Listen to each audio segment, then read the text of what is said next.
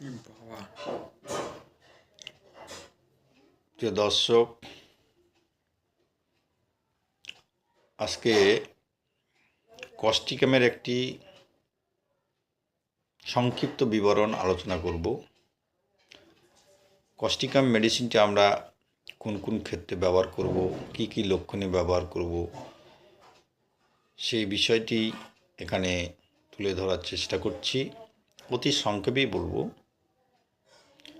প্রথমেই আসা যাক কস্টিকামের একটা সংক্ষিপ্ত পরিচয়। কস্টিকামটি হচ্ছে পটাশিয়াম হাইড্রেট।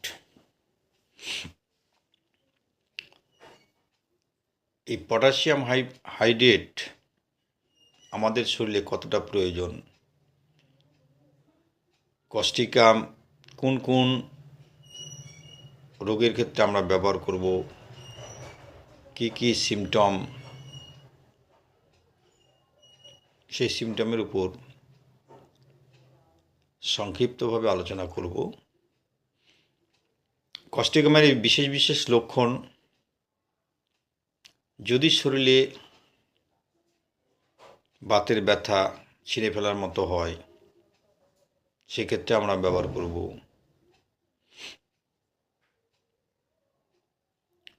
বিশেষ করে গরমের সময় শরীর যদি ভালো না থাকে, শরীরে বিভিন্ন রকম সমস্যা যদি দেখা দেয়, সেক্ষেত্রে আমরা ব্যবহার করব।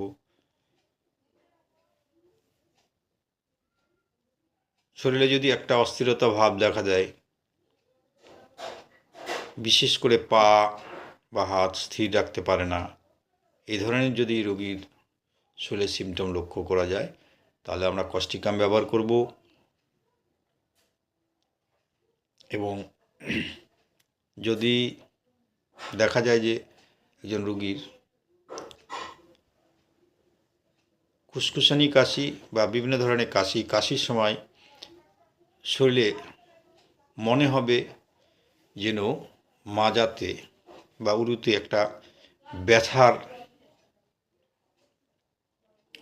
টান বা একটা ব্যথা উপলব্ধি করা যায়, সেক্ষেত্রে আমরা কস্টিকাম ব্যবহার করতে পারি। তাছাড়া মহিলাদের ক্ষেত্রে অনেক সময় দেখা যায় যে মাসিক ঋতুস্রাবের সময় দিনের বেলা ঠিকঠাক থাকে, রাত্রে যখন ঘুমায় ঠিক সেই সময় ঋতুস্রাব বন্ধ হয়ে যায়। এই ধরনের লক্ষণে আমরা কিন্তু কস্টিকামটাকে সিলেক্ট করতে পারি। এছাড়া শরীরের